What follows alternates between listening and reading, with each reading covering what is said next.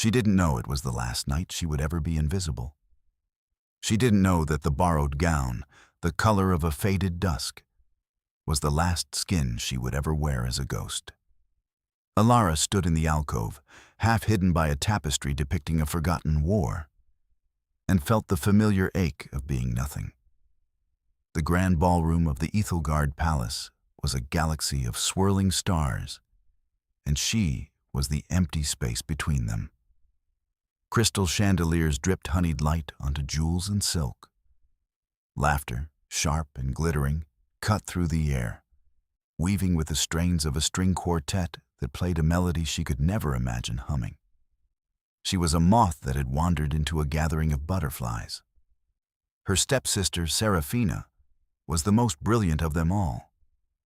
Her gown was a confection of emerald green, shimmering with so many tiny diamonds, it seemed to have captured the night sky itself. Her laughter was the loudest, her smile the widest. She held court near the grand fountain, a circle of admiring lords hanging on her every vapid word. Her stepmother, Lady Isolde, stood beside her, a proud hawk guarding her prized chick. Her own gown of midnight blue velvet was a statement of power, her posture a declaration of superiority. Every so often, her cold, assessing eyes would find Alara in the shadows, and a flicker of disdain would tighten her perfectly painted lips. The look always said the same thing. You do not belong here. Alara knew it was true. She was only present for one reason: utility. The delicate lace on Seraphina's sleeve had caught on a courtier's ring just before they left. Alara, with her nimble, patient fingers, had mended it so flawlessly that the tear had vanished as if it had never been. It was her one, small, marketable skill. Mending what was broken. Stay out of sight. Lady Isolde had hissed as they entered the palace, her fingers digging into Alara's arm like talons. You are here in case Seraphina has need of you. Nothing more.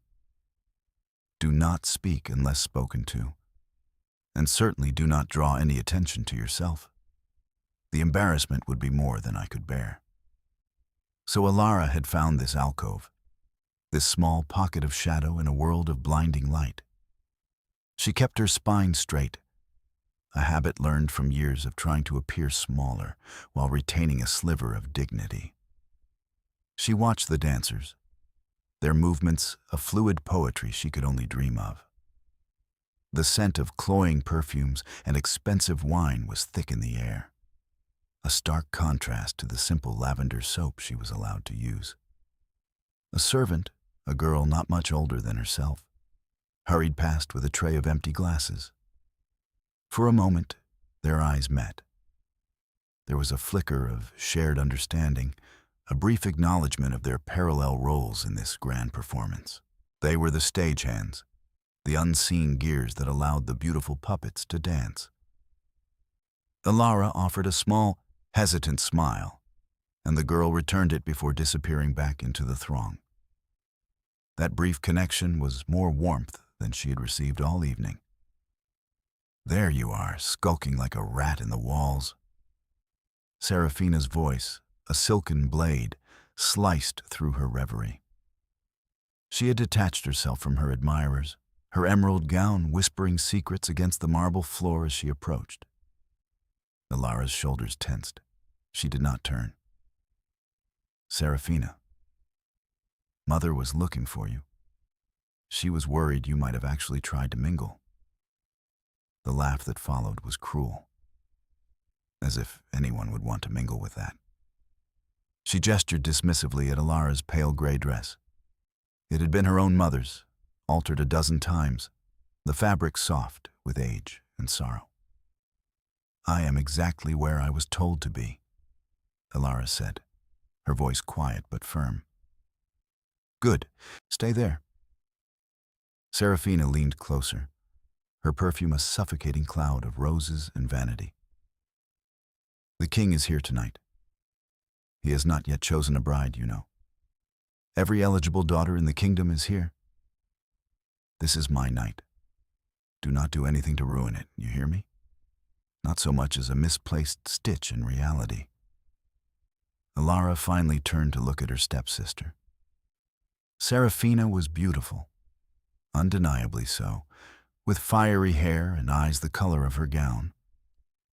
But her beauty was a mask, a flawless porcelain shell over something hollow and mean. I would not dream of it. Her sincerity only seemed to annoy Serafina more. See that you don't. She gave Alara one last, withering glare before gliding back to her circle of sycophants, leaving Alara feeling colder than before. The little spark of defiance inside her guttered, almost extinguished by the familiar wave of despair. She was a footnote in her own life, a character in the background of someone else's story. He had already refused 17 noble daughters. King Theron sat on the ornate throne overlooking the ballroom, a chalice of dark wine untouched in his hand. He was a man carved from mountain stone and shadow, with sharp cheekbones and eyes the color of a stormy sky. His power was not in the crown of black iron that rested on his dark hair, but in the stillness he commanded. The entire room orbited him, a frantic, glittering mess of ambition and hope. Yet he remained the calm, unmoving center. He was weary. The weight of the kingdom was a familiar cloak, but the endless parade of simpering courtiers and their preening daughters was a special kind of torment. They all wore the same masks of flattery, their smiles like knives wrapped in silk. They saw his crown, his power, his wealth. Not one of them saw the man. His gaze swept the room, a dismissive, practiced motion. He saw Lady Annalise, laughing too loudly at a duke's dull joke. He saw Lady Beatrice, her gown cut so low it was a desperate plea for attention. He saw Serafina, a brilliant emerald flame, surrounded by moths drawn to her artificial light. He saw their mothers, their faces tight with calculation. It was all a lie, a beautiful, exhausting lie. He was about to signal his retreat for the evening when his eyes caught on something else. A flicker of gray in an alcove, half hidden by a tapestry. A shadow. He focused, his gaze sharpening. It was a young woman. Her dress was simple, almost plain, a stark contrast to the jewel tones that dominated the room. She was not trying to be seen. In fact, she seemed to be actively trying to disappear. Her posture was rigid, a study in quiet endurance. He watched as her stepsister, the Emerald Flame, approached her. He was too far to hear the words, but he could read the cruelty in the curve of Serafina's lips, the dismissive flick of her hand. He saw the woman in gray absorb the venom without flinching, her chin held high even as her shoulders slumped slightly when her tormentor walked away. Something in him shifted. A string, long dormant, was plucked. In a room full of people screaming for his attention, she was a whisper of absolute silence. In a sea of artifice, she was a piece of unvarnished truth. He saw not weakness in her stillness, but a strength that fascinated him. It was the strength of a mountain that endures the storm, of a deep-rooted tree that does not break in the wind. Alara felt it then, a sudden, prickling warmth on the back of her neck. It was a strange sensation, like the feeling of the sun breaking through the clouds on a cold day. She resisted the urge to turn, assuming it was just another disapproving stare from some noble or other. But this felt different. It was not cold or judgmental. It was heavy, intense. It was a gaze that did not skim over her, but seemed to sink right through her skin, past the gray dress and the carefully constructed walls, and see the trembling, hidden thing inside. For the first time all night, for the first time in years, she felt seen. The feeling was so foreign, so unnerving, that it was almost painful. Hope was a dangerous thing, a weed that she had learned to pull up by the roots before it could grow. Still, the warmth persisted. A thread of energy seemed to stretch from across the room, pulling taut, connecting her to an unknown source. King Theron placed his chalice on the table beside him with a soft, decisive click. He rose from the throne. A hush began to spread from the dais outwards. The music faltered for a moment before resuming, a little more subdued. The dancers slowed, their heads turning. The entire gravitational field of the ballroom was shifting, realigning itself to its true sun. He descended the steps, his black tunic simple but exquisitely tailored, the silver direwolf crest of his house gleaming on his chest. He moved with a predator's grace, parting the sea of nobility without a word. They simply melted away from his path, their bows and curtsies a wave receding from the shore. Seraphina's eyes widened. She smoothed her gown, her heart beginning to pound a triumphant rhythm against her ribs. He was coming. He was coming for her. She offered him a dazzling smile, a perfect invitation. He walked right past her. He did not even glance her way. His stormy eyes were fixed on the shadows, on the alcove where the little gray mouse was hiding. Alara's breath caught in her throat. He was moving toward her, directly toward her. Panic, cold and sharp, pierced through the strange warmth. This was wrong. He had made a mistake. He was surely looking for someone else, someone standing behind her, someone important. But there was no one behind her. Only the cold stone wall and a tapestry of dead heroes. Close enough now. She could see the silver threads in his dark hair, the faint lines of exhaustion around his eyes that only made him look more formidable. He stopped directly in front of her, so close she could feel the heat radiating from his body. The cloying scent of the ballroom was replaced by something clean and sharp, like cedar and cold night air. The silence in their small space was absolute. The rest of the world, the music, the chatter, faded into a distant hum. He looked down at her, his expression unreadable, but his focus absolute. "Why do you hide in the shadows?" he asked. His voice was deeper than she could have imagined, like gravel wrapped in velvet. It was not an accusation, but a genuine question. Alara's mind went blank. All the practiced phrases of courtly deference vanished. All she had was the raw, honest truth. "Because that is where I belong," she whispered, her voice trembling slightly. A flicker of something, anger, sadness, crossed his face. "Who told you that?" She couldn't answer. She couldn't possibly tell this man, this king, about her stepmother's cruelty, her stepsister's venom. It was her burden, her reality. To speak it aloud to him would be a betrayal of the life she knew, however miserable it was. "It does not matter," she said, dropping her gaze to the floor. "It is the only thing that matters," he countered softly.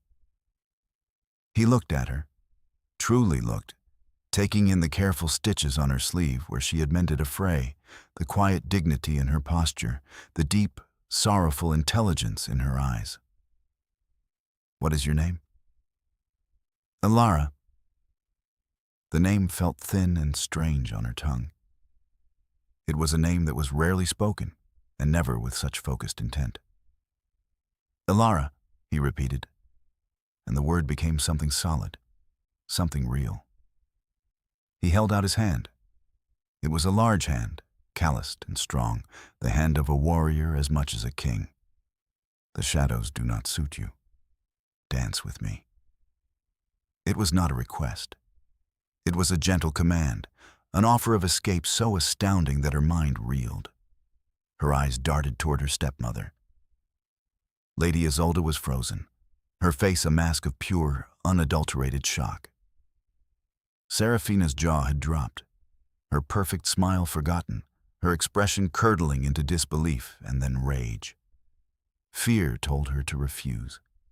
Fear told her to stay in her place, to murmur an apology and shrink back into the wall. But his eyes held hers, and in their stormy depths, she did not see a king demanding obedience. She saw a man offering a lifeline. Slowly, hesitantly, she placed her small, trembling hand in his. His fingers closed around hers, warm and firm. The contact sent a jolt through her, a current of impossible energy. It felt like coming home to a place she had never been. He did not lead her to the center of the dance floor. Instead, he guided her away from the ballroom entirely, through a side door she had never noticed before. The whispers and stunned stares of the court followed them like a physical force. But he acted as if they did not exist. For him, in that moment, no one else in the world existed. The door opened onto a moonlit balcony, and the cool night air was a blessing on Ilara's heated skin. Below them, the royal gardens lay sleeping under a blanket of silver, the scent of night-blooming jasmine rising to meet them. The music from the ballroom was a faint, muffled heartbeat. He led her to the stone balustrade but did not release her hand. He simply stood beside her, his presence a solid, comforting wall, and looked out at the sleeping city beyond the palace walls. For a long time, neither of them spoke. The silence was not awkward. It was a space to breathe, to absorb the sheer impossibility of the moment. Ilara's heart was hammering against her ribs, a frantic bird trapped in a cage. Why? She finally managed to ask, her voice barely a whisper. Why me? He turned to face her, his expression softening in the moonlight. I have been sitting on that throne for hours, watching people perform. They perform their loyalty, their beauty, their wit. It is all a show. Then I saw you. You were not performing. You were enduring. His perception was so accurate it stole her breath. I saw them speak to you, he continued, his voice low and intense. I saw them try to make you smaller. But they could not. There is a light in you, Ilara. They have tried to smother it under gray cloth and shadows, but I can see it shining through. Tears pricked at the corners of her eyes. No one had ever said such things to her. No one had ever looked at her and seen anything but an inconvenience, a reminder of a past her stepmother wished to erase. You are mistaken, Your Majesty, she said, the words tasting like ash. I am nobody. A charity case, my stepsister. She is the one who shines. Your stepsister is a bonfire, he said, his tone dismissive, loud and bright and consuming everything around her to fuel herself. She will burn out. Your light, he said, his thumb gently stroking the back of her hand, is a star, quiet, constant, and it will burn for 1,000 years. She shook her head, overwhelmed. You don't understand. My family. I am only here to serve them. Then they are fools, he stated simply, as if it were the most obvious fact in the world. He lifted her hand and pointed to the most distant, faintest star in the sky. Do you see that one? She nodded, her eyes following his gesture. From here, it looks small, insignificant, easily overlooked. But it may be the largest, most powerful star in the entire sky, its light simply traveling the farthest to reach us. He lowered her hand, but did not let it go. He turned his stormy gaze back to her. That is what I see when I look at you. The sincerity in his voice was a key, unlocking a part of her heart she had sealed off long ago. A single tear escaped and traced a cold path down her cheek. He reached up with his free hand and gently brushed it away, his touch surprisingly soft. Paragraph-paragraph. The weight of his title, of his crown, suddenly crashed down on her. This was the king, the absolute ruler of their lands, a man whose single word could build cities or start wars. And he was standing here, on a balcony, telling her she was a star. "You should not be here with me," she whispered, a new kind of fear taking root. The fear of the social gulf between them, a chasm too wide to cross. "If my stepmother sees, your stepmother's opinion is of no consequence to me," he said. His signet ring, a heavy band of black iron carved with the royal direwolf, caught the moonlight. It was a stark symbol of his absolute power. "Her authority over you ends tonight." The finality in his tone sent a tremor through her. It was a promise, a declaration. He was not just offering a dance, he was offering a fundamental shift in her universe. He was offering her freedom. Could she dare to accept it? Before she could answer, the door to the balcony swung open. Lady Isolde stood there, her face a thundercloud of fury. Serafina hovered behind her, her expression a venomous mixture of jealousy and triumph. She thought she had caught them, that Alara would now face a punishment beyond her wildest nightmares. "There you are." Lady Isolde's voice was sharp enough to chip stone. She ignored the king completely, her eyes fixed on Alara with burning hatred. "How dare you? How dare you impose yourself upon His Majesty? You will come with me this instant. The shame you have brought upon this family is unforgivable." She took a step forward, her hand outstretched as if to grab Alara's arm. Theron moved, placing himself squarely between Alara and her stepmother.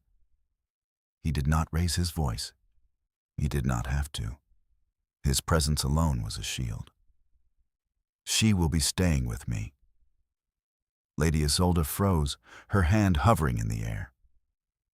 For the first time, she seemed to truly register the king's protective stance, the unwavering look in his eyes. A flicker of uncertainty crossed her face. Your Majesty," she stammered, forcing a sycophantic smile that didn't reach her eyes. "This is a misunderstanding. This girl, she is my ward.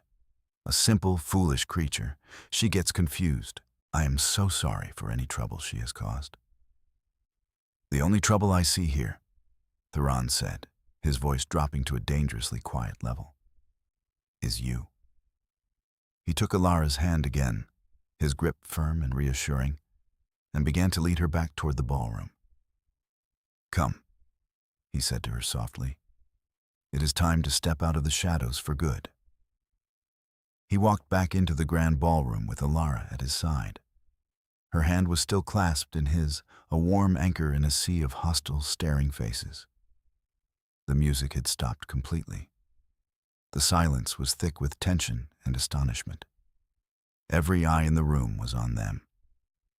Lady Isolde and Serafina followed, their faces pale with a mixture of rage and dawning horror.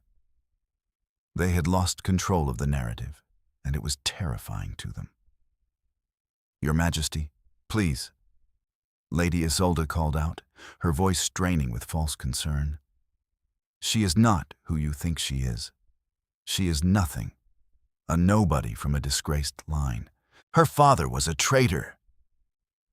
This was her final, desperate gambit. The one secret, the one shame that had been used as a whip against Alara her entire life. She flinched, the word traitor striking her like a physical blow. She tried to pull her hand away from his, to run, to disappear. Theron's grip tightened. He stopped in the center of the room and turned, not to Alara, but to face her accusers. He drew himself up to his full, imposing height, and the air crackled with his authority. "I am aware of her lineage, Lady Isolde," he said, his voice ringing with cold, absolute power that reached every corner of the silent hall. "I am also aware of yours. A family so desperate for status, you would trample over the spirit of a girl in your care to achieve it. He turned his gaze on Serafina, who shrank back as if burned. You dress in jewels to mimic the stars, but your heart is full of nothing but darkness and envy. Finally, his gaze swept the entire assembly of shocked nobles. You all looked at this woman tonight and saw only a plain dress and a shadow. You saw what you were told to see. You saw nothing. He paused, letting the weight of his words sink in. When I look at her, I see my queen. A collective gasp rippled through the room. It was the sound of 100 worlds shattering at once. Alara's world tilted on its axis. Her knees felt weak. Queen. He had said queen. Lady Isolde's face went white as bone. Serafina looked as if she might faint. Their carefully constructed world of social dominance had not just been cracked, it had been vaporized. They were no longer powerful figures to be courted. They were the cruel jailers of the king's chosen, and their fall from grace was instantaneous and absolute. Theron turned back to Alara, his stormy eyes softening with a fierce, protective tenderness that made her heart ache. He ignored the stunned crowd, the frantic whispers that were now breaking out. He saw only her. Her past does not matter, he declared to the room, but his words were for her alone. Her name does not matter. Her blood does not matter. All that matters is who she is. And she, he said, lifting her hand to his lips and pressing a soft kiss to her knuckles, is everything. He then leaned in, cupping her face with his free hand. They will never hurt you again, he murmured, a solemn vow. I will not allow it. And then, in the center of the royal ballroom, in front of the entire glittering, shocked and humbled court, King Theron lowered his head and kissed her. It was not a gentle, hesitant kiss. It was acclaiming. It was fierce and full of promise, a fire that burned away years of cold and loneliness. It was the sealing of a vow, a public declaration that she was no longer invisible. She was his. He was hers. In that single, breathtaking moment, she was not a servant, not a footnote, not an outcast. She was a queen. He led her from the ballroom, leaving chaos and the ruins of her old life in their wake. He took her to his private study, a warm, quiet room lined with ancient books and smelling of cedar and old leather. A fire crackled in the hearth, casting flickering shadows on the maps that lined the walls. It was a room of power, but it felt like a sanctuary. He finally released her hand and gestured to a deep velvet armchair near the fire. Please. She sat, feeling dazed, the ghost of his kiss still burning on her lips. He did not sit, but instead paced before the fire, running a hand through his dark hair. For the first time, she saw a hint of vulnerability beneath the kingly exterior. I apologize if my actions were overwhelming, he said, turning to face her. It was not my intention to frighten you. You called me your queen, she whispered, the words still feeling unreal. I did. He met her gaze without hesitation. Alara, my life is a cage, a beautiful gilded cage, but a cage nonetheless. It is filled with duty, with politics, with people who want something from me. I have been so lonely I had forgotten what it felt like to simply see someone and be seen in return. He walked over and knelt before her chair, taking both of her hands in his. The gesture was so unexpected, so humbling, it brought fresh tears to her eyes. A king was kneeling to her. When I saw you tonight, he continued, his voice thick with emotion, it was as if the world, which had been gray for so long, suddenly burst into color. I saw your strength, your quiet grace, the kindness you held on to despite the cruelty you were shown. I have been searching for that my entire life, not for a queen who could bring me more land or a powerful alliance, but for a partner, for a heart that understood what it meant to be strong in the face of desolation. "But I am not strong," she confessed, her voice breaking. "I have spent my whole life being afraid, hiding. Hiding is not weakness, Alara. It is a survival tactic, and you have survived," he said fiercely. "Now, I want you to live. I want you to laugh so loudly it echoes in the castle halls. I want you to wear gowns the color of sunrise and walk in the gardens as if you own them, because you will. I want to give you a life where you never have to hide again." The sheer, overwhelming sincerity of his offer was a tidal wave, washing away the last of her doubts. The fear was still there, a tiny tremor in the depths of her soul, but it was being drowned out by a feeling she had never dared to entertain before. Hope. A brilliant, terrifying, wonderful hope. "I don't know how," she said honestly. "I don't know how to be a queen." "You already are," he said with a soft smile. "You are kind, you are resilient, you are empathetic. You have more royalty in your little finger than your stepsister has in her entire pampered body. The rest is just details. We will learn them together." He lifted her hand, the one with the signet ring, and pressed it to his chest. She could feel the steady, strong beat of his heart beneath her palm. "Stay with me, Alara. Not as a guest, not as a ward, as my wife, my partner, my queen. Build this life with me." It was the most important question she would ever be asked. Her entire past was a dark, lonely road leading to the single, illuminated crossroads. One path led back to the shadows, to a life of servitude and quiet misery. The other led into a future so bright it was blinding. A future at the side of a man who saw a star where everyone else saw dust. She looked into his stormy eyes, which held nothing but unwavering devotion, and she gave him the only answer her heart knew how to give. Yes. 3 months later, the sunlight that streamed through the tall windows of the royal bedchamber was bright and unfamiliar. It was the light of a new day, and Alara was no longer afraid of it. She woke slowly, wrapped in the warmth of fine linen sheets and the stronger, more solid warmth of the man sleeping beside her.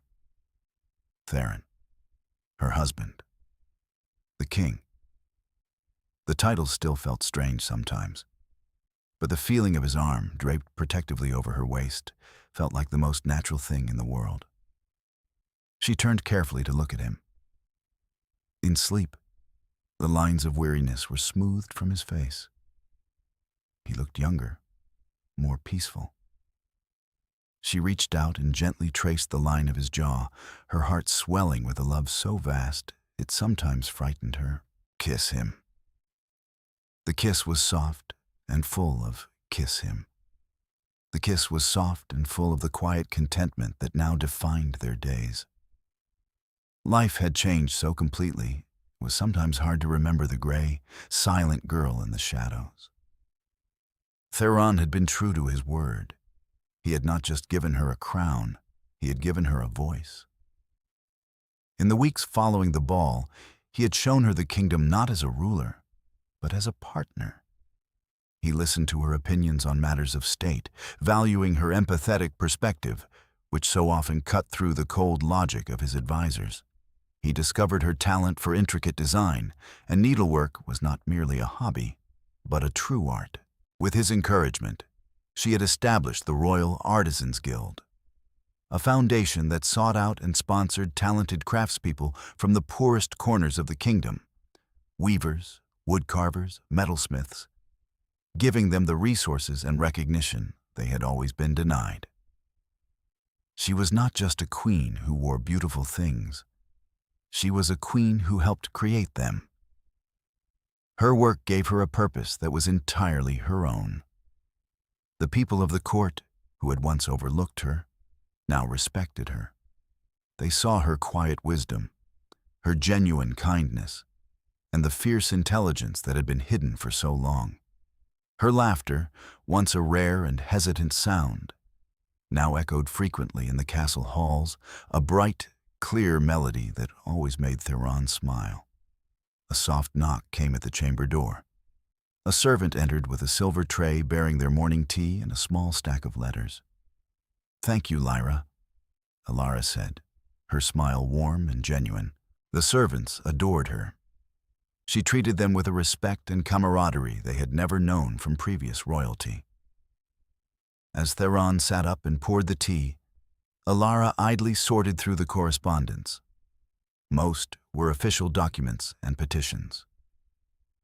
But one letter, at the bottom of the pile, had a familiar, ostentatious seal, the crest of her former family.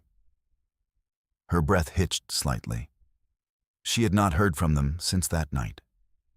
Theron had ensured they were removed from court, stripped of their titles, and sent to a remote, forgotten country estate to live out their days in obscurity. It was a merciful sentence, more than they deserved. With a steadying breath, she broke the seal. The letter was from Seraphina. The handwriting was messy, stained with what looked like teardrops. It was a long, rambling, pathetic plea for forgiveness. It spoke of her misery, her loneliness, her regret. It begged for Alara to intercede with the king on their behalf. A year ago, this letter would have twisted a knife in her heart. She might have felt a cruel sense of victory, or perhaps a painful pang of pity. Now, she felt a strange sort of peace, a quiet distance. The words on the page were from another lifetime, about people she no longer knew. Their power over her was gone, burned to ash in the fire of Theron's love and her own rediscovered strength. She folded the letter and placed it on the tray. She would not answer it. Their fate was their own to bear. Her life was here. Theron watched her, his expression knowing. "Is everything all right?" She looked up at him, her eyes clear and bright. "Everything is perfect." She moved across the bed and into his arms, resting her head against his chest, listening to the steady rhythm of his heart. It was the sound of her home, her safety, her future. "I used to dream of being rescued," she murmured against his tunic. "But I never imagined this." He tightened his embrace, pressing a kiss to the top of her head. "It was not a rescue, Alara," he said, his voice a low, rumbling promise against her ear. "It was a recognition. I was the one who was lost. You were the one who guided me home." She looked up at him, her heart in her eyes. The star he had seen in her was no longer faint and distant. It was burning, a brilliant, beautiful sun, warming them both. And she knew, with an absolute certainty that settled deep in her bones, that it would burn for 1,000 years.